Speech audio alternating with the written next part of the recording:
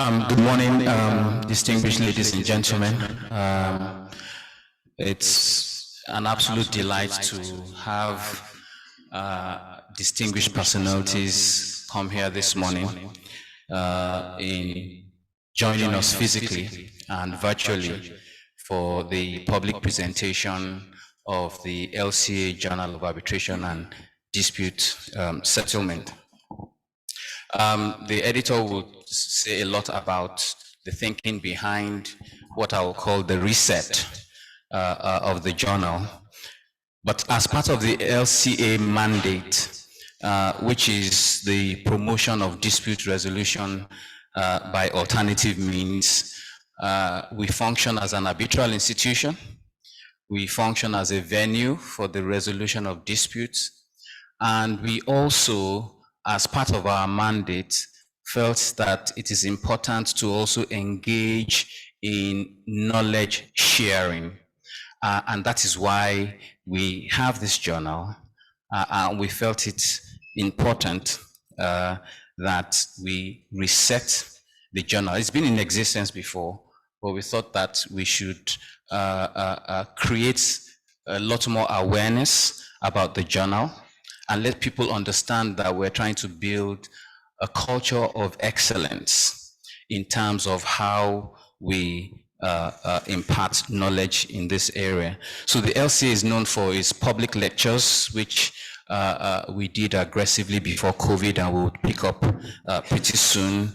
We also have seminars and webinars. And we also have a newsletter that we publish on a regular basis. I just want to thank the editorial board for their hard work, headed by Professor Bayo Legbe. Thank you so much for your labor of love.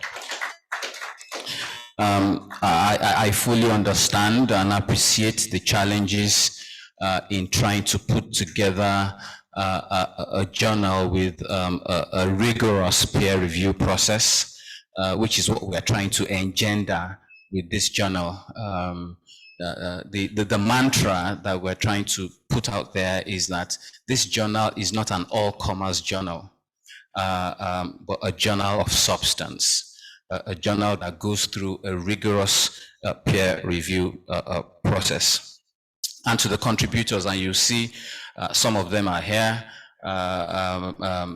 you see that they've really shown their excellence and scholarship in the area of arbitration and alternative dispute mechanisms. I would also like to thank the members, past members and current members of the board of governors of the Lagos Court of Arbitration for their effort in making out time to come out here this morning.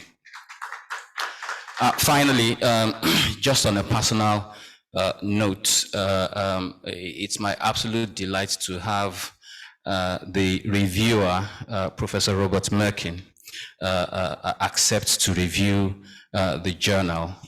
Professor Robert Merkin was my teacher 33 years ago when I did my master's. He didn't teach me arbitration, but he taught me marine insurance 33 years ago in the University of London, LLM.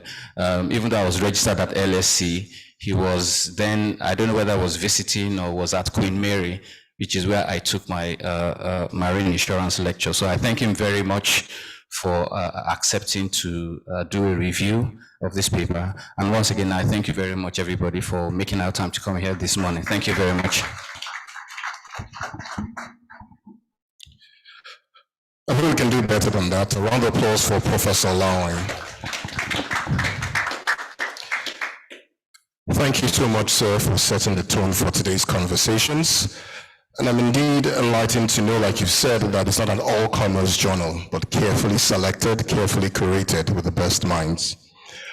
As we proceed, I have the singular honor of introducing a few people to the high table. I'd like us to give a round of applause to the chairman of today's occasion. His reputation precedes him, my Lord Honorable Justice Habib Adewale Abiru, Justice of the Court of Appeal. A round of applause, please. Thank you so much, sir, for making our time to be with us today. Also, I'd like to call back again Professor Olawoyin, Senior Advocate of Nigeria, to join me on the high table. Thank you so much.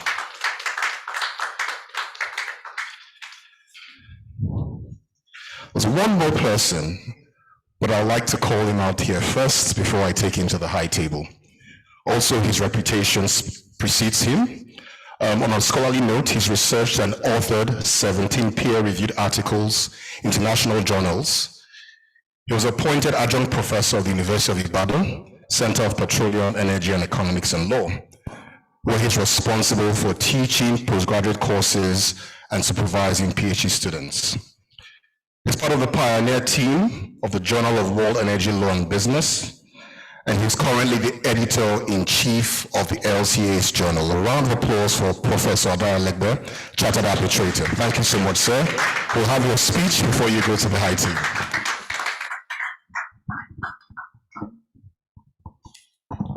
Thank you so much, Mr. MC Compare, for this very warm introduction. The chairman of today's event, Justice Wale Habib Abiru, Justice of the Court of Appeal, our distinguished journal reviewer, Professor Robert Merkin, KC, the President of the Lagos Court of Arbitration, Professor Wale Olawoyin, and members of the board present, ladies and gentlemen here present, and those who are joining us remotely. I'm so very pleased to be making these remarks. Professor Olawoyin, when he took over as LCA president a couple of years ago, he set for himself a vision to revive and focus, at that time, rested Journal of Arbitration and Dispute Settlements. And he cast it in the mold of the Arbitration International. For those who are familiar with journals, the Arbitration International is a foremost journal established by the London Court of Arbitration, International Arbitration, LCA. This was a very important tool that will help propagate and promote the image of the Lagos Court of Arbitration. These circumstances to join along with my colleague based in England and teaches arbitration in one of the universities, Professor Ofonze Amuchaze, Senior Advocate of Nigeria, Mr. Unduka Ikei, Mrs. Chinwe Odigbo Ogu, and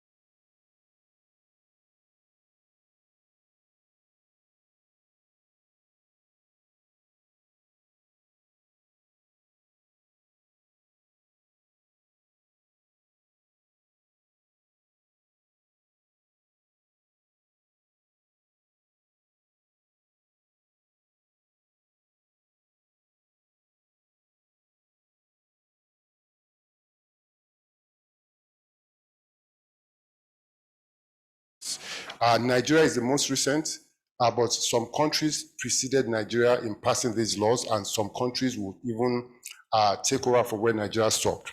So we really felt that we actually had material to work with, and that really was encouraging. And because of that, we set for ourselves an editorial philosophy, and I quote, "A tool for research, teaching, and practice in this area of law in Africa that caters to scholars and researchers, as well as arbitration, mediation, ADR practitioners, and administrators, in-house counsel, students, and decision makers." We actually were shadowing, excuse me, the Asian International Arbitration Journal. For those who are familiar with this journal, we would know that it is actually the voice for the Asian continent when it comes to arbitration matters and allied issues. So this was actually, in a way, what we modeled ourselves after. But it's nice to fiddle with theory and have a vision. Is another thing to actually actualize these things. So we knew that we had set a fairly tall order for ourselves, and we understood that in order to accomplish these lofty dreams, two things were very important for us.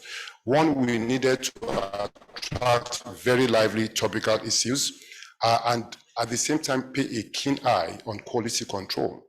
Two, it was very important for us to have a very attractive journal, well-packaged journal, because we were comparing ourselves or competing. We understood that we were competing with the best, and we wanted to be in that space and also attract very useful materials, not just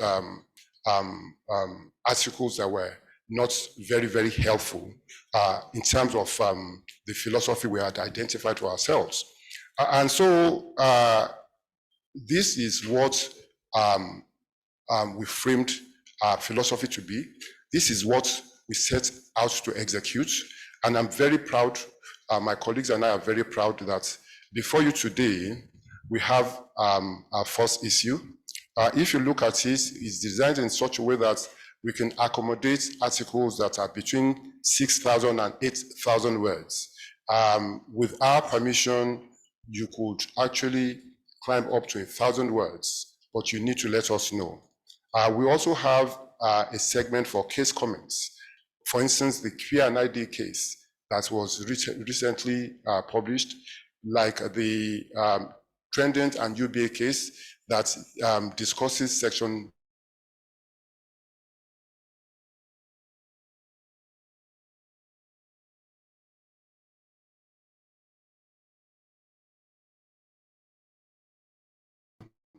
for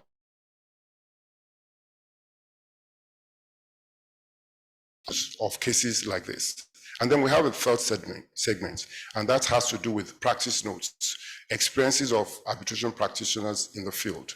And so this is how we've designed it, and that's the fourth one is actually, the third one rather, the practice notes has a maximum of 4,000 words.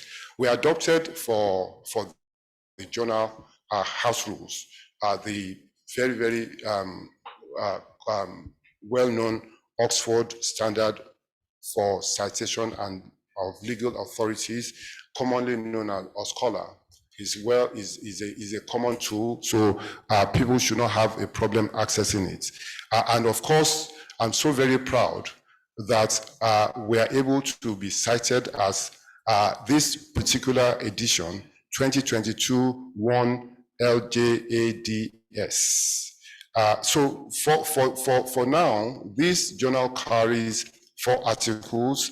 I'm not going to touch on the articles because we have a journal reviewer that I believe has a responsibility for that, and I don't want to speak from the point of bias, but I should say that as the president mentioned, all these articles were very vigorously reviewed by 2 separate people per article, and because we understood that if we are going to be in contention at all, there has to be articles of great quality that we're publishing. And so some of our authors are here. We're happy to have you in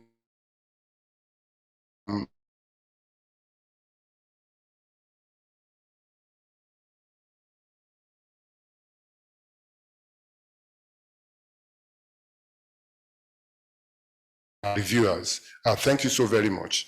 I just want to end Chief Ganifarimi, late Chief Ganifarimi, when he came up with the Nigerian Weekly Law Reports and he started publishing it. He was interviewed and he was asked, what's the motive behind these law reports? And he responded, he said, I want to democratize legal knowledge. I believe that with this journal, we would be able to deepen knowledge on arbitration in Africa. There's so much we can do. What we are hoping to do is, we know that the concept of arbitration and around ADR and mediation is so well developed. All the principles are developed and we can hardly say that they are still evolving. However, we believe that this journal provides a platform to share perspectives from the standpoint of Africa, one. We also believe that there is so much going on in Africa that can actually be explained to the world through this journal. These two things are important to us. So I mentioned earlier on that Nigeria has passed an Arbitration and Mediation Act. We are hoping to do a special journal where we are actually going to unpack material aspects of that law and explain it to the world. The world wants to know what is the underpinning philosophy and how did we go about it. This law, before it was passed, was pending for a while before President Tinubu came and signed it. We have the Arbitration, Chartered Institute of Arbitration conference starting from tomorrow. And looking at that, we will see that we have very exciting topics and panel discussions. There is talk about affirmative action. I remember as a student in the University of Dundee, my professor, Thomas Wilde, who is passed on now, he sent me to a conference in Canada. There were about 6,000 of us as delegates. I was one of about 5 Black Africans in attendance. I came back and I reported to him that I felt he was skewed against us. And immediately, he was German, he did something about it. He got in touch with the World Bank and he said they needed to set up a project for affirmative action. He passed away in 2010, right in the middle of supervising me. So that project died with him. I guess it is time for us to revive it. So it's interesting to see this come up as a topic in the conference that is starting tomorrow. But beyond the talk shop, I guess we need to approach this intellectually and see what we can come up with. And there are other topics like that. There are also ethics in arbitration.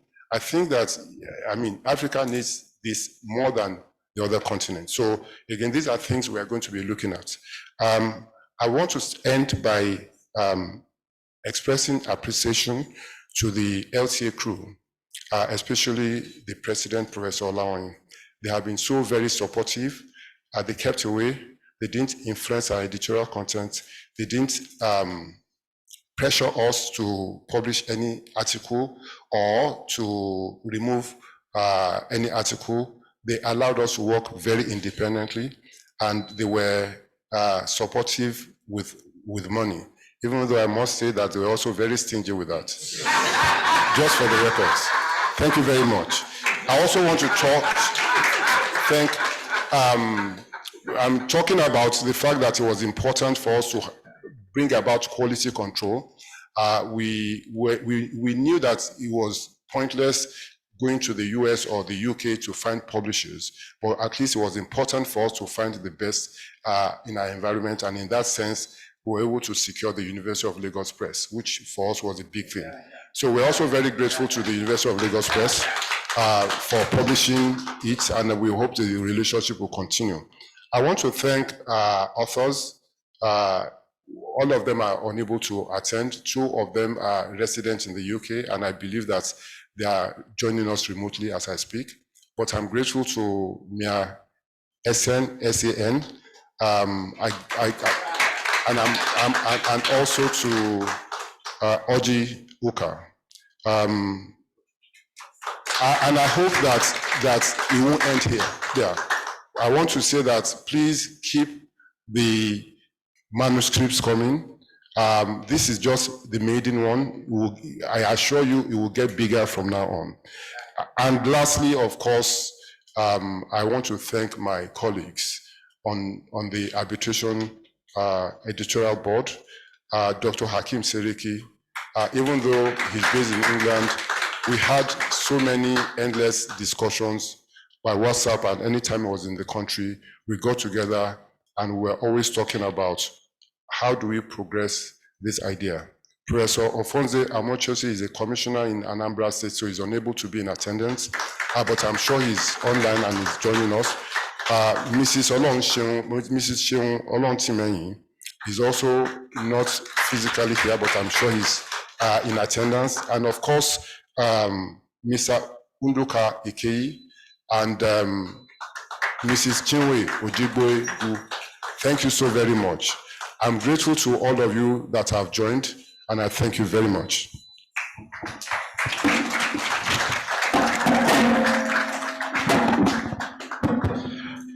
Another round of applause for Professor Adara Legbe, Chartered Arbitrator. Thank you so much, sir, for your very insightful words. It's interesting to know, the hard work that has gone behind this. You see 4 beautifully written articles and you think, oh, it's that easy. There's a lot of labor of love that has gone behind this. As we move on with our agenda, have you ever had the rare privilege of appearing before my Lord, Honorable Justice Abiru? A few things strike you. 1, that he's a no-nonsense judge. 2, that he's very cerebral. And 3, he's extremely hardworking. It is the true epitome of that the reward for hard work is more work. And he tends to carry that very gracefully. Please, a round of applause for my Lord, Honorable Justice Abiru, for his chairman's speech.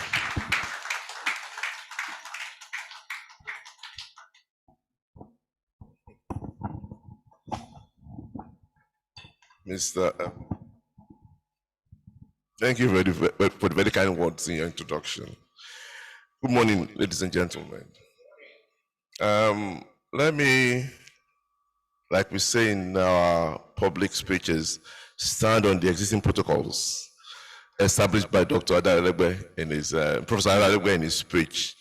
So I don't need to go through this President of the Court of Appeal and President of the I don't have to go through all that. Let me say that I feel greatly honored to be invited to, as the chairman of this public presentation of this journal, the LCA Journal of Arbitration and Dispute Settlement, which I believe is a great achievement of the Lagos Court of Arbitration and a major milestone in the desire to make the Lagos Court of Arbitration the preferred natural and neutral arbitral stroke ADR institution in Africa. I thank the chair, the president of the board of Lagos Court of Arbitration, and Professor Wale Olawoyin, and the chair of the editorial board of the journal, Professor Bayo Adelegbe, for inviting me. When Professor Bayo Adelegbe approached me that he and Professor Olawoyin want me to chair this occasion, I had no hesitation in accepting. This is notwithstanding the fact that this is a very busy period for us in the Court of Appeal. Practically every one of us is deeply involved in dealing with hundreds of appeals from the decisions of election tribunals and arising from the last general election. The first reason is that, given my experience on the High Court bench and the Court of Appeal bench for the past 22 plus years, it is clear to me, and it has been so for many years, that there is a very urgent need for us to rapidly grow and deepen the use of ADR mechanisms in the resolution of disputes in this country and in Africa in general. The use of the execution corridor for resolution of a lot of disputes is no longer as efficient and effective, and has not been for a while, and it is grinding the system for administration of justice to a halt for different reasons. So I'm happy to be part of any initiative to encourage, improve, and assist the use of any of the ADR mechanisms for resolution of disputes. Second reason why I accepted is because of the tremendous respect I have for Professor Wale Olawoyin, the president of the board of Lagos of Arbitration. I've known him for many years. We have had different interactions on different issues, but since my admission to the bench, our interactions have always centered on improving the Arbitration justice system and to make it more efficient, effective, and relevant, particularly in the areas of administrative jurisdiction of the courts and commercial dispute resolutions. He has never shied away from making bold suggestions which rankled, particularly during training sessions for judges and justices.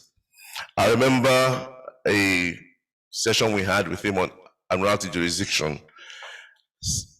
We left the place, I think when we left the place, only about 2 of us agreed with the suggestions, but they were very bold and they were very workable suggestions. But when you make suggestions in which you seek to point out to people that you're not doing enough, they reject and they rebuff you. I have had the privilege of reading the journal. I've had the privilege of going through the articles in the journals. Now, one particular article that struck me was the one by Mia Essien and Dr. Bangbushi, where they x-rayed the problem facing arbitration in Nigeria. They were very fair in the assessment of the judiciary in the article. One thing that is very common is that people blame the judiciary for just blamed for the lack of support for arbitration practice in Nigeria. And like I've had occasion to speak and talk to people, I've said, look, if you blame the judiciary, you're not being realistic and you're not being fair, considering the circumstances in which we work.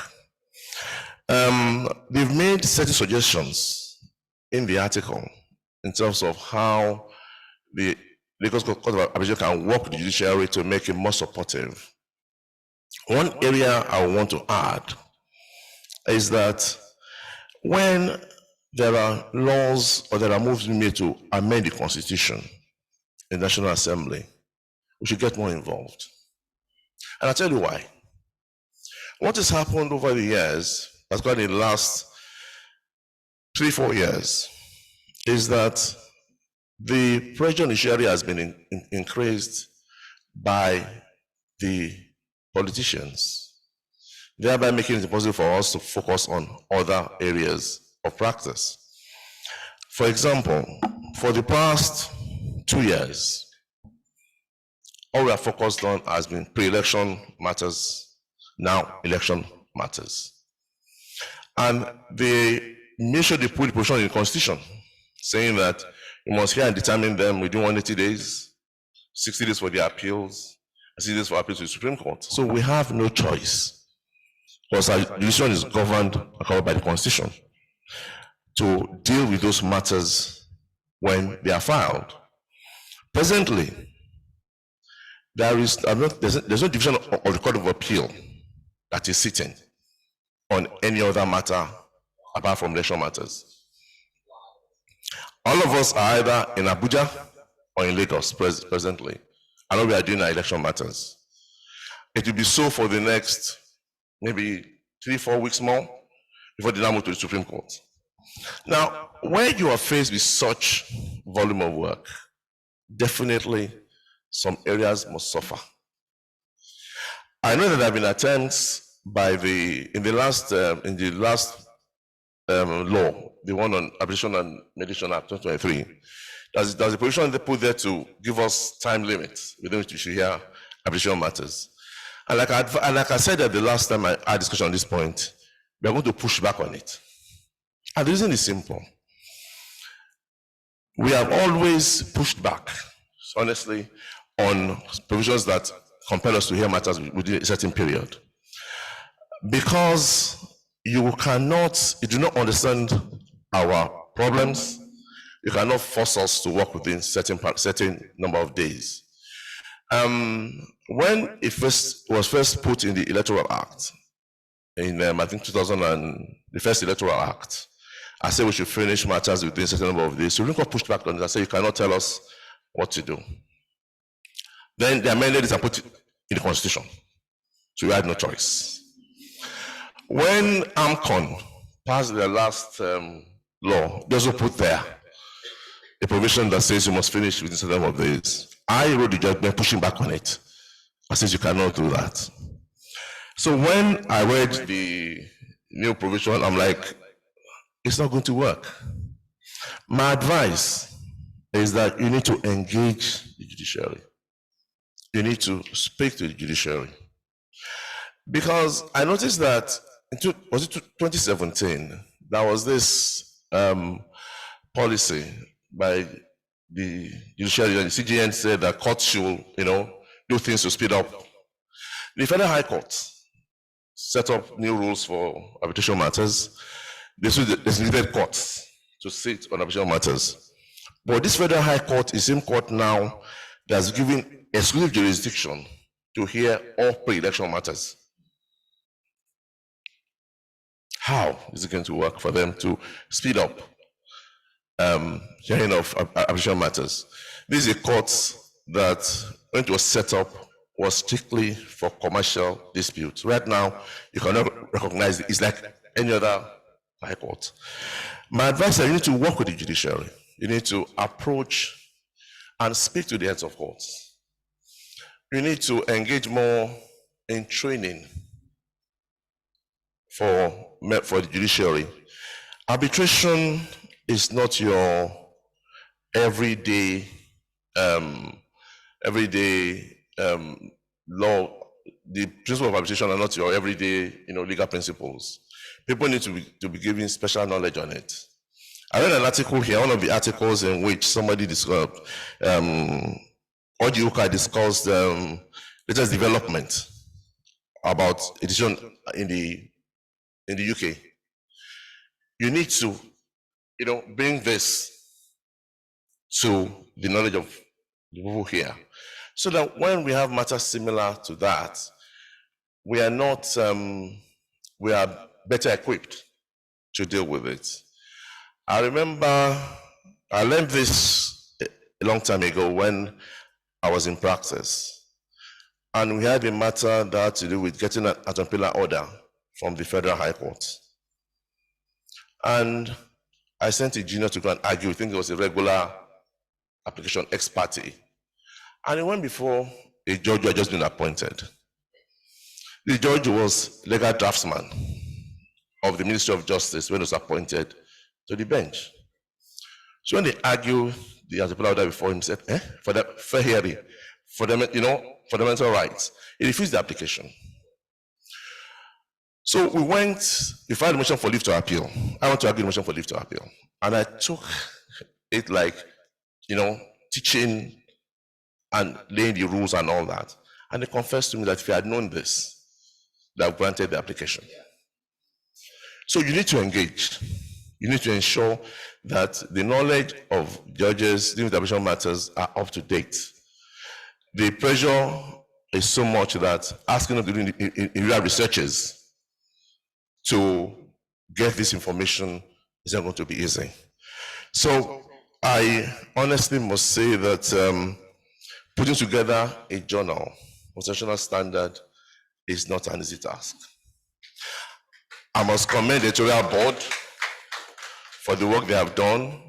Like I said, I've read the articles. I'm quite impressed with the quality of work in the articles.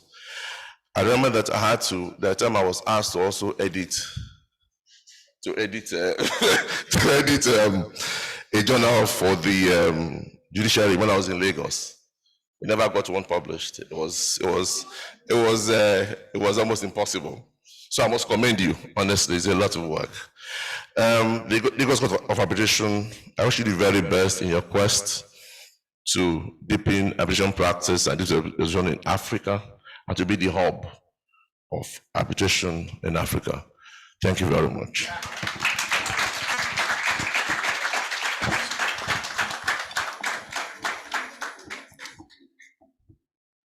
Thank you, my Lord, for the words of wisdom.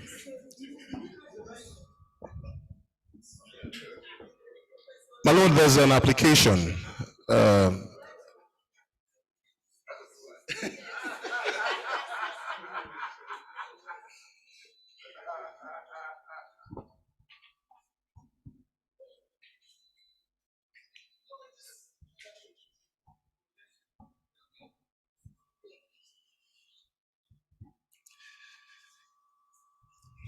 My Lord, I tend to be opportune to compare events like this.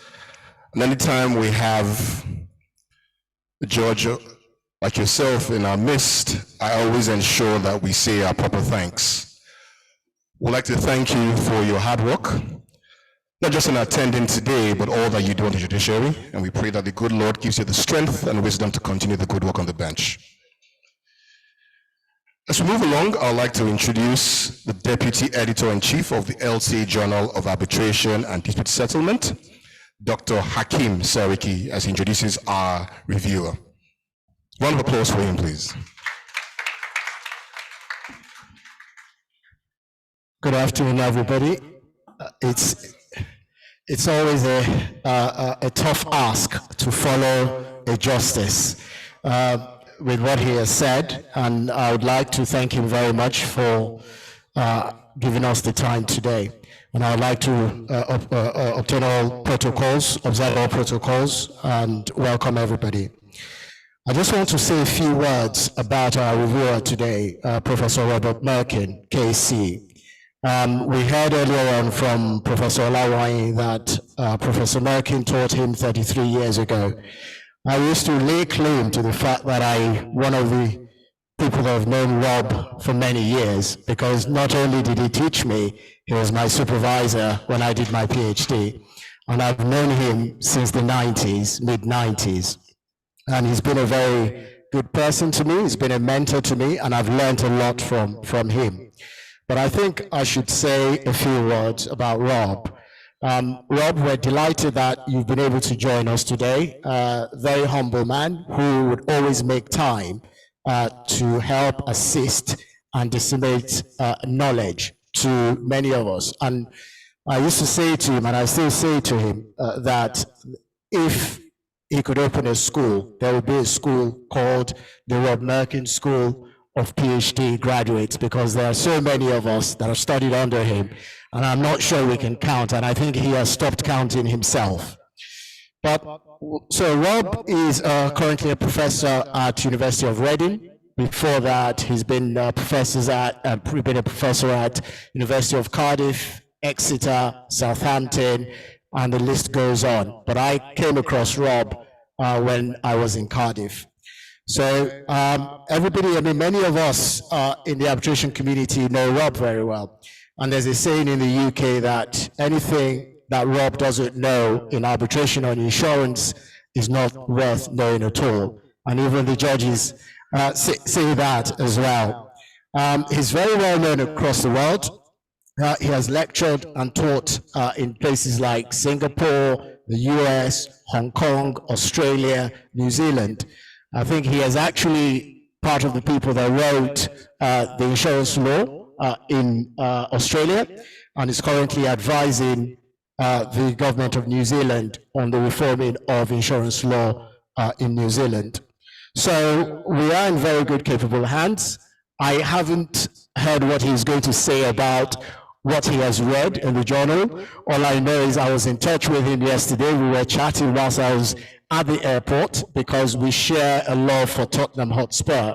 And of course, it started off very well, and then VAR spoiled it for us. But anyway, I'm sure that would not affect his review. Please join me in welcoming Professor Robert Merkin, KC.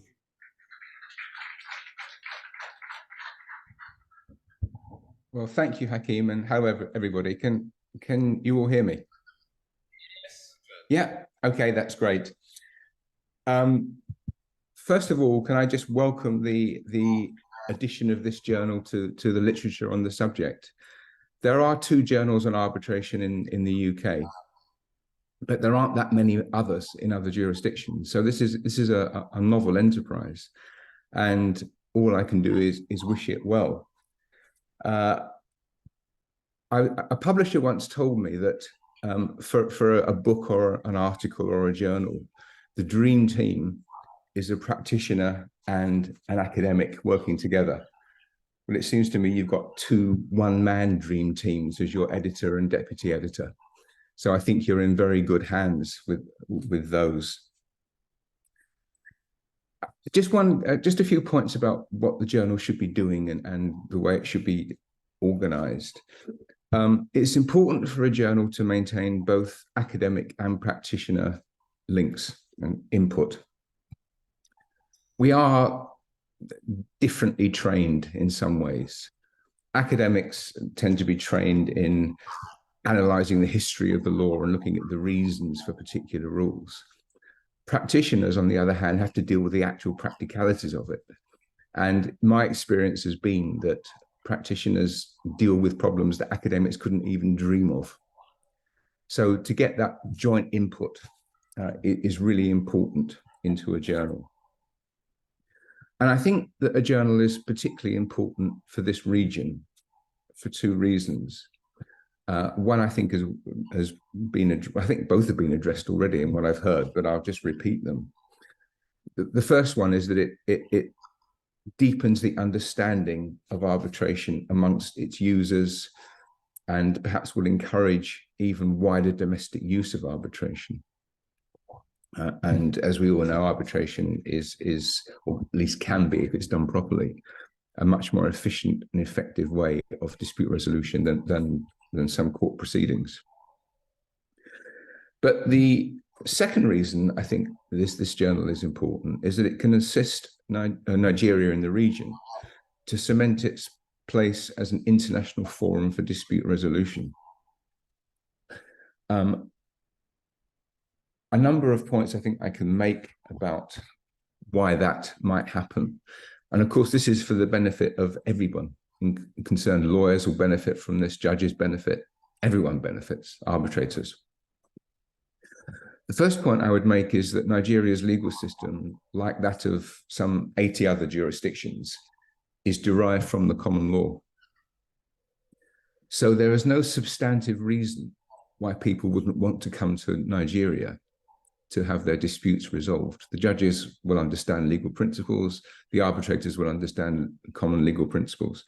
So there's no barrier to Nigeria setting up as a major arbitral center for the future, and the journal can help that. Second point I'd make is that Nigeria is a signatory to international conventions, the New York Convention in particular. The law is not entirely model law, but it's pretty close in many situations.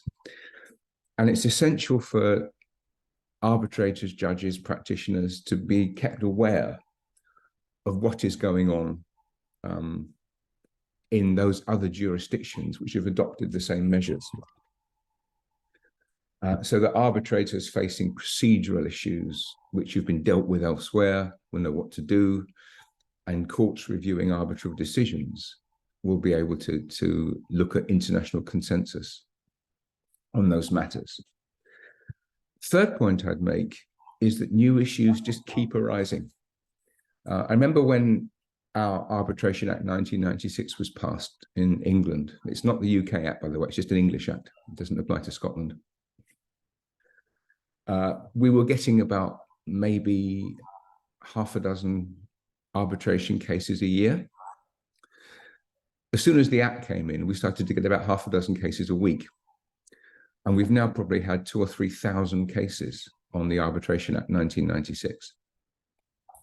So things keep happening and methods change, new devices are adopted, and you need to keep abreast of them. I just give you 4 examples. First of all, do arbitrators have a duty of disclosure when there's a fear of potential bias? Is an arbitrator who keeps getting appointed by the same law firm required to disclose that fact? Again, Supreme Court decision on that issue in the UK. Second issue, and this is one that's becoming particularly important in international arbitration. What is the effect of making provision for emergency arbitrators? Does that in any way restrict the powers of the courts in assisting the arbitration when there's an emergency arbitrator who can do the job? And how do you give effect to the ruling of an emergency arbitrator? And the jury is still out on that one. Then there's a third point, which is actually dealt with in Orjiuka's article in the journal, which is the law governing an arbitration clause. Does it follow the law relating to the substantive agreement, or does it follow the law relating to the seat? And this is where it's particularly important to keep up to date, because although the journal has only just been published and the article has only just been published, the law is about to change in the UK. The article sets out the reasons why it should be the law of the contract that governs, but after a detailed consultation in England, the majority view was it should be the law of the seat that determines the law of the arbitration contract, and we're about to introduce legislation to implement that. So you see how fast-moving all of this can be. And then there's a fourth point, which affects me actually personally, which is there a distinction between jurisdiction of arbitrators, where you can challenge them for acting outside their powers, outside their jurisdiction, and admissibility, which is a decision that they take whether or not to admit particular evidence. And I was involved in an arbitration in Singapore, which was appealed up to the Court of Appeal in Singapore on that very issue. Fortunately, I came out on the winning side in that one, but you can see that these are very live issues.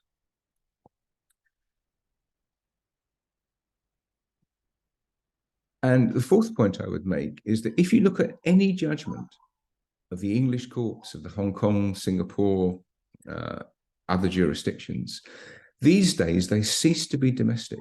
They are international judgments. Very many judges now will look at the case law in other jurisdictions, and there are many of them involved in this, even civil law jurisdictions like France and Germany. And they look at articles, they look at textbooks, and it's really important to have some sort of forum where all this information is available. And I think the last speaker pretty much said that it's important to keep knowledge current in all of this. The next point I'd make is that most arbitrations are governed by institutional rules of one sort or another. Those rules they vary from institution to institution, but there's a commonality between them. And it's very useful to be able to know how they've been, how the same rules have been interpreted in other jurisdictions. It's also useful to know what the rules are, because you might find that variations between those rules are actually quite important for particular decisions. The absence or presence of a provision in one set of rules may be maybe very relevant to how you interpret other rules. And finally, there's international guidance, the IBA principles and so on. And again, all of this needs to be made available to people who are working in arbitration. So the basic point is that it's important to have a journal which brings all of this information together. It's very difficult if a point arises in a particular case and you just don't know where to start. Which jurisdictions do you look to? What points do you look to? If you've got a journal which is trying to keep you up to date with some of this material and the most recent decisions, that will be really helpful to practitioners and arbitrators. Now, the first issue that has hit my desk, it's a great start. It's got a great combination of academic articles, practitioner articles, some international, some domestic. So it's exactly the sort of thing that you need to do. This is a really great template for the future of the journal. And finally, I would say that I note that there's provision for case notes, which I've heard referred to, and book reviews, as well as articles. I think case notes are important. And what I would like to do, if I may, is to encourage those partners in law firms to give time to their associates and indeed themselves to contribute to this journal, to make sure that there's a wide range of people willing to contribute and contributing on a regular basis. And so the onus is partly on law firms to do that, because that's where a lot of the basic knowledge is. And it's also to be hoped that with the journal up and running, academics will pay more attention to arbitration and think, well, actually, this is a really rich and interesting area of law, and I'd like to be involved in it. So I think that, in summary, I think the journal is a fantastic idea. It's in wonderful hands. The first issue is absolutely excellent. And I would encourage everybody to both read it and in particular write for it. There will be times when editors are struggling. I've been editing the journal for 35 years, Journal of Business Law in the UK. And I've been in the lucky position of always having a year's worth of material under my belt. So if anything happens, I'm covered. But that isn't always the case with the new journal. So if editors do come knocking on your door or emailing you saying, have you got anything, please be receptive, because once this gets launched and once it gets going and once it gets recognized, it will be a fantastic addition to Nigerian legal knowledge. Thank you very much.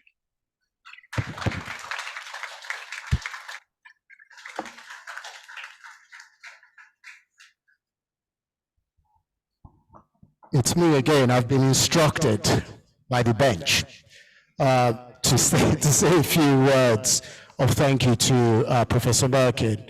As usual, he's dissected the issues.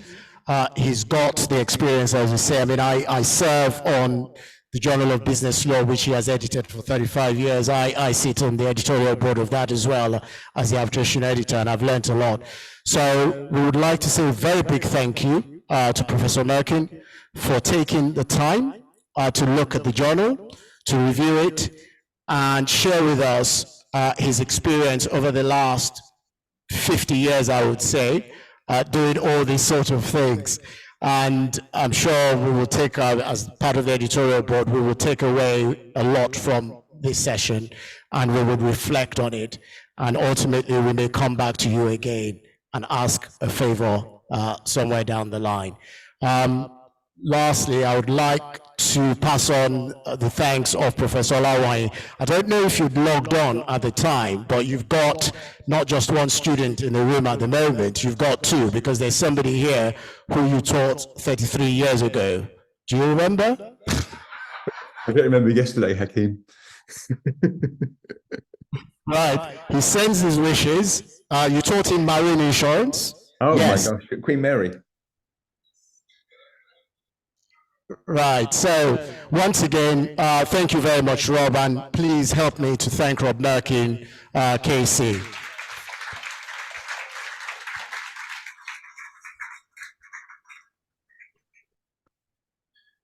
Thank you, Professor Merkin, and thank you, Dr. Osereke, for helping out with the thanks.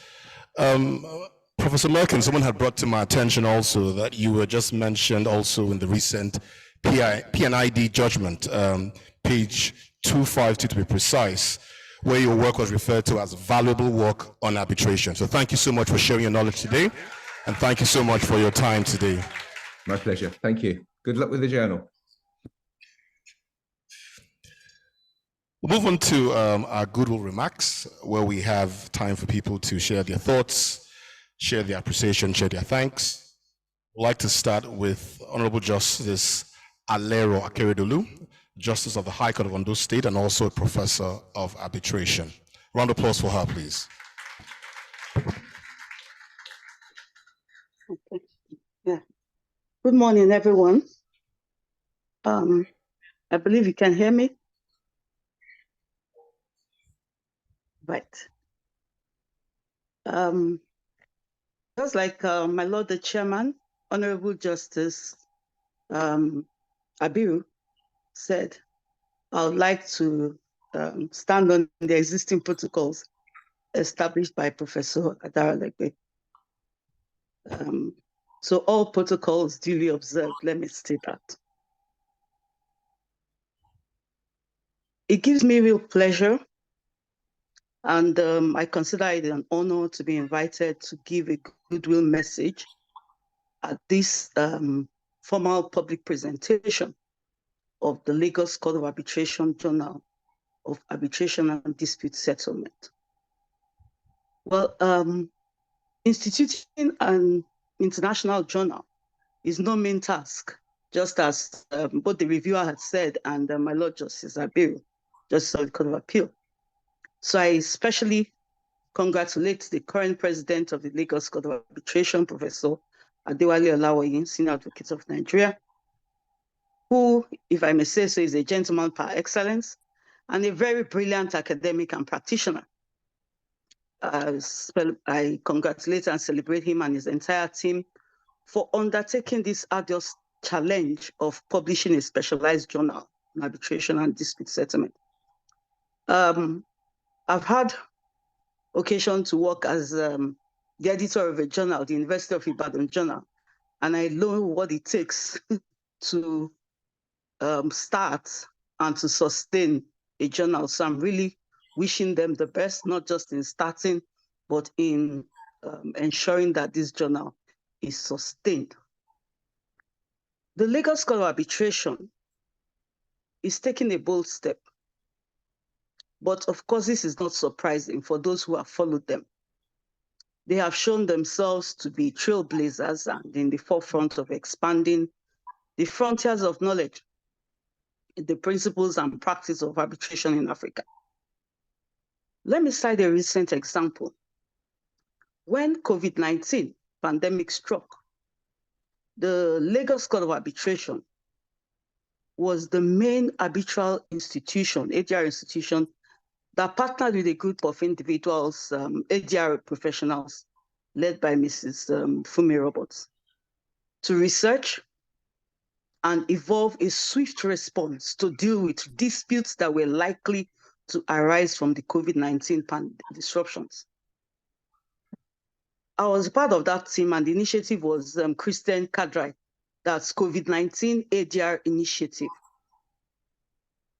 The Lagos Court of Arbitration offered itself as a willing and ready institution that would provide ADR services to businesses which had disputes that arose or were arising from the pandemic.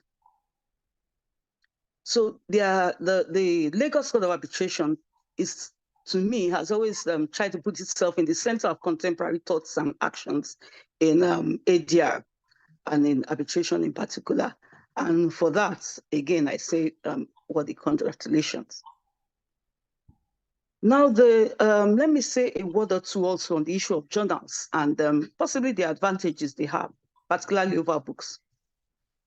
One is that legal periodicals can quickly investigate and make recommendations on contemporary issues in particular areas. Of course, we know that knowledge in different subject areas is cumulative and builds on itself. Thus, the added advantage of having peer-reviewed journals, such as the Lagos Court of Arbitration Journal, that can provide a trusted form of knowledge, cannot be overemphasized. Peer-reviewed articles in journals also maintain the integrity of knowledge being disseminated, since it is designed to assess the validity, the quality, and originality of knowledge that is being introduced into the marketplace. So looking at the pedigree of the editorial board of the Lagos Court of Arbitration Journal, I have no doubt in my mind that articles which get published in this journal will certainly contribute to the knowledge and practice of arbitration and ADR. Now to the content of the journal itself. We have all listened to the reviewer, so I'm not going to do a review. But I also had an opportunity of reading before now the maiden edition of the journal. And for me, I was particularly impressed by the quality of the recommendations in the articles.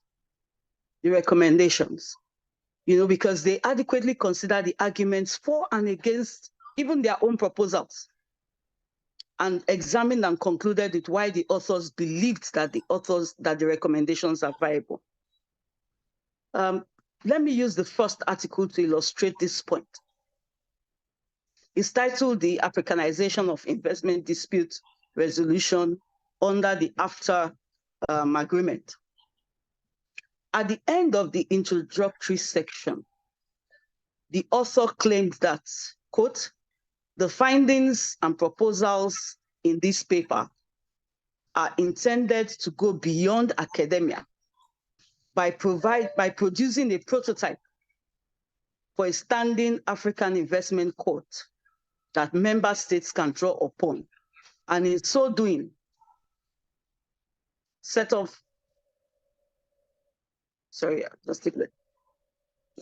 I'll just take that again, I'm sorry. Yes. So it says that the findings and proposals in this paper are intended to go beyond academia by producing a prototype for a standing African investment court that member states can draw upon, and in so doing, set up the scaffolding to accelerate discussions on the creation of a continental court under the AfTA. Of course, as an academic at heart, I was interested in this prototype. And as I examined the recommendations, I was not disappointed. The 7th section of the paper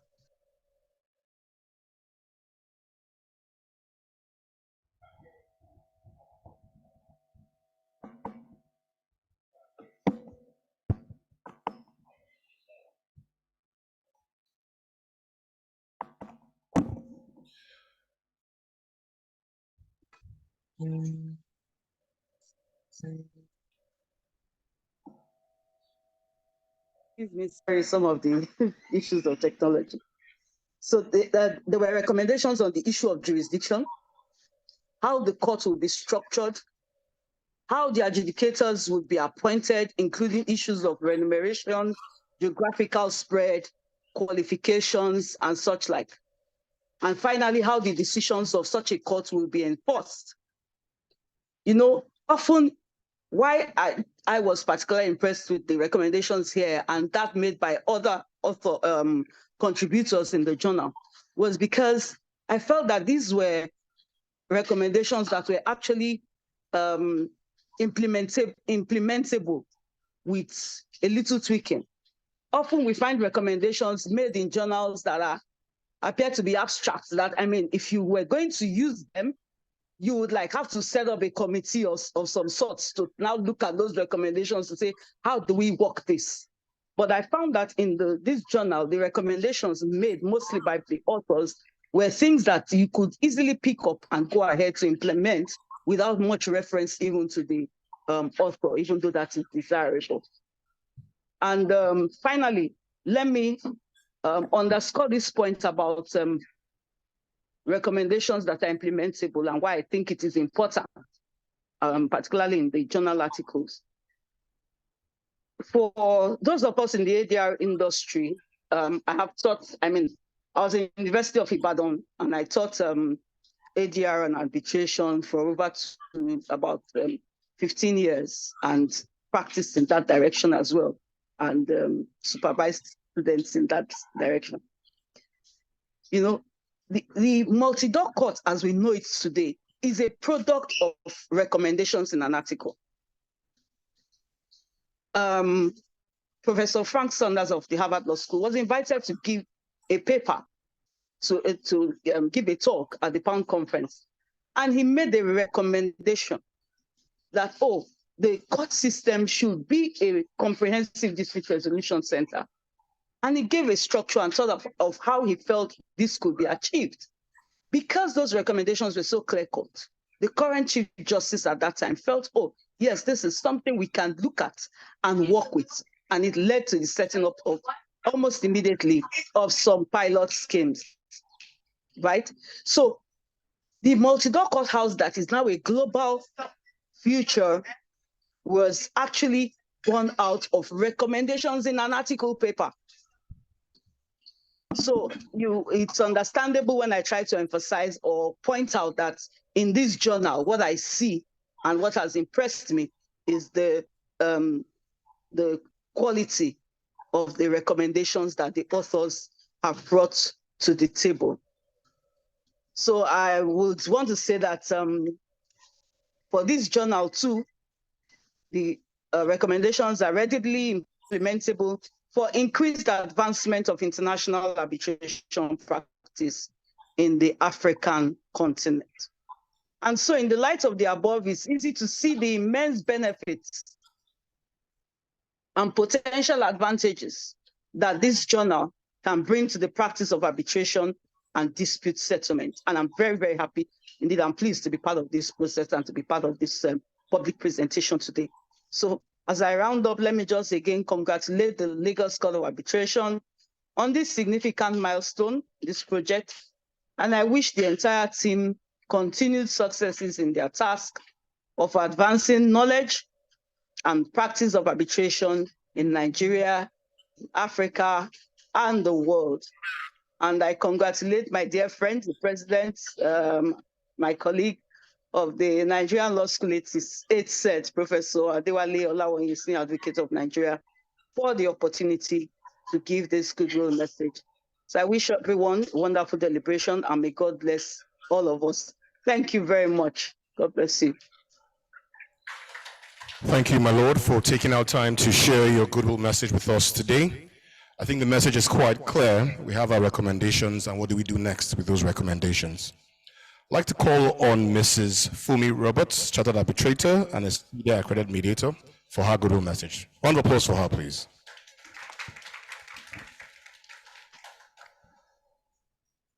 Thank you. Good morning, Mr. President. Yes, good afternoon. Congratulations, Prof. Shukwo Shashore, LCA, congratulations. I was part of the journey. I know when it started. And the fact that we are here today is a testimony to the strength of will you brought to bear to get this edifice in place.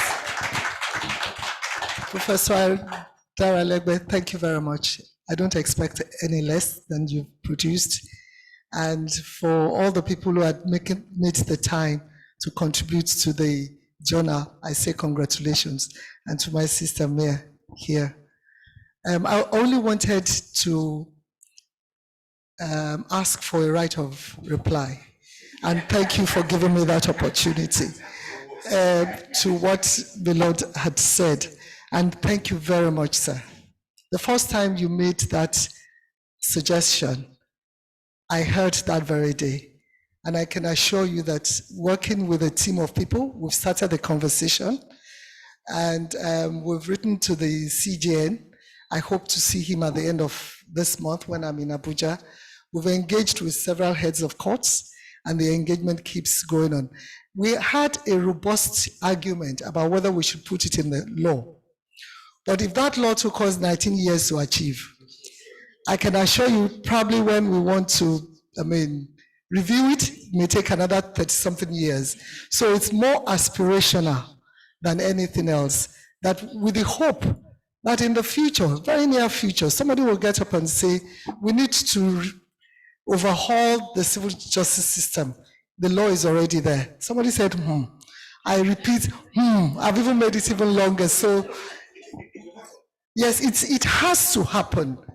It has, we don't have a choice. It has to happen. We can't go on like this.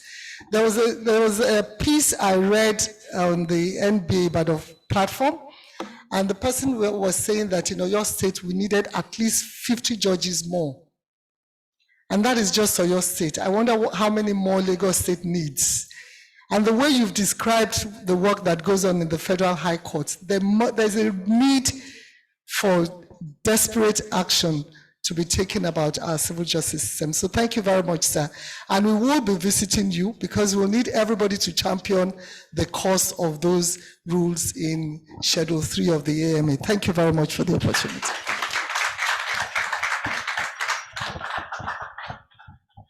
Thank you, Ma, for your kind words and words of encouragement.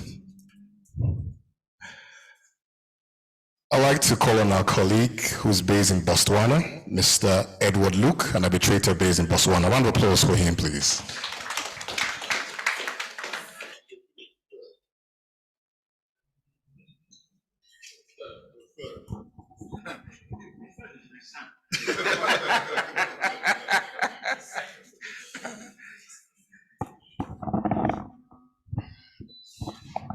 Good afternoon, distinguished ladies and gentlemen. Wale, I must congratulate you on this fantastic program that you have organized, this journal that is going to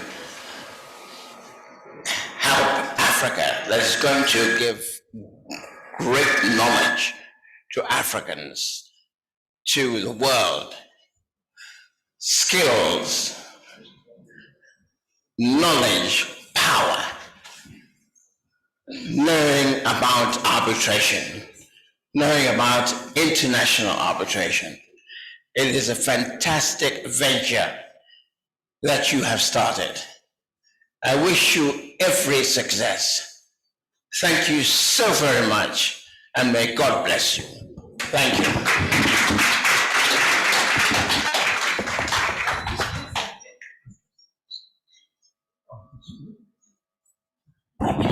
Thank you, sir, for the very kind words. A round of applause, please, for Mr. Shashore, Senior Advocate of Nigeria.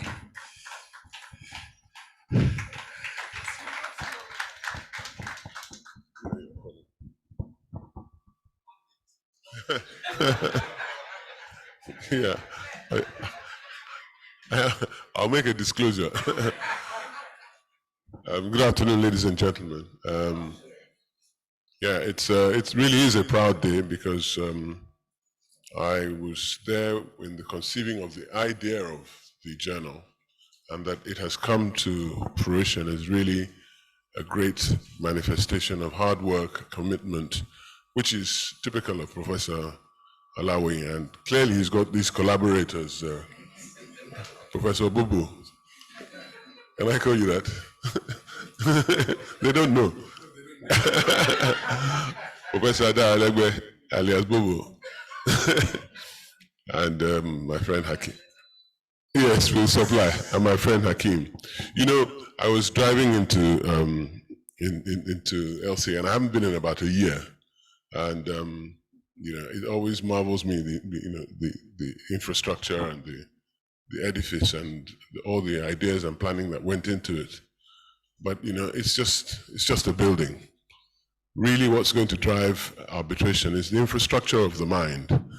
And that's what this journal represents. And it's by far more monumental than any brick and mortar structure can ever be. So these contributions are the contributions that will give arbitration longevity, and will give the LCA its preeminence, and will give Nigeria as a hub its emerging importance as a hub of skilled, ethical, and gifted arbitration practitioners and members of the arbitration bench. And I couldn't find a better group of people for you to start this year's. Isn't there a rule that you need 6 articles for an ISSN number? It's 4. It's 4. Okay, all right, that's good. And you've got a great selection. My friend Ikeya there is sound-minded. I'm happy to see that Mia lent us of her time and reduced the dollars that she earned for a period of time. So congratulations, Anuka, my good collaborator of yesteryears. Well done. I can see you're still at it. Congratulations to everybody in witnessing this I'd like to call it epochal. It's because it is that important. I do not think the standard that your editor and deputy editor and the president want to achieve, I do not think it will be easy to replicate or to surpass. So congratulations to everybody. Yes.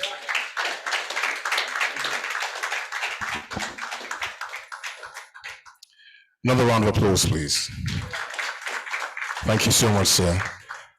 We will now call on Mrs. Achiri Cole, the acting director of the Lagos Multi-Door Courthouse. A round of applause for her, please. Good afternoon, everyone. Good afternoon, my lord. Good afternoon, Honorable Chairman. I stand on all protocols, like everyone has said. Chinwe called me when I was on my way here. I decided to pen down something. I applaud the timely publication of the Journal of Arbitration and Dispute Settlement by the Lagos Court of Arbitration, which is being, of course, presented today. In view of the growth and dynamics of arbitration and dispute settlement, the enactment of the Arbitration and Mediation Act, and further developments in the dispute resolution sphere that are still to come, it is crucial that a journal of this nature captures the journey of dispute resolution and hopefully brings about a revolution in civil justice administration, as Mrs. Roberts has said, and expands the arbitration and dispute resolution discussions during relevant trainings. As a tool for research, practice, and so much more, I am certain that the publication of the journal would indeed enrich the reader's mind on the scope of domestic and international arbitration, as well as other forms of dispute settlement. I can only imagine the effort, the dedication, the energy, and sacrifice that has led to this commendable achievement. I must say, at Multi-Door, we've tried severally to produce documents, and it takes forever. So I really mean that I understand what it has taken to do this. So I must commend you, Prof. Well done, sir. I encourage dispute resolution institutions, universities, law school, lawyers, judiciary, and commercial institutions to purchase copies for their libraries and to read and use as a constant reference point in the practice. Thank you very much.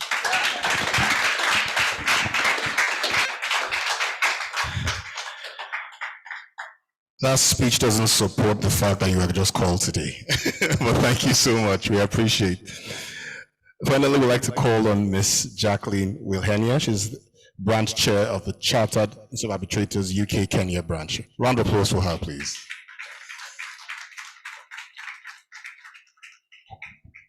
Thank you. Thank you, and good afternoon to everyone. Good afternoon. I'm greeting you this afternoon, yes. Yes, so first I want to thank the president of LCA and the editors, the editor-in-chief and the team for inviting me to be a part of this event. I know that it is not an easy event to put together. And what I'd like to say, and I think in Africa we don't visit another group without giving a little gift or a token of appreciation. So what I'd like to say to the president and the editor-in-chief of the new journal of the LCA Journal of Arbitration and Dispute Settlement is that we wish you well. We applaud the effort of putting together the first edition. I would like to, on behalf of the, because we have a journal, we call it the Alternative Dispute Resolution Journal of CIAB Kenya. I'd like to give to you and gift to you for your library the last two issues that we have had of our journal, if you will be so kind to accept this.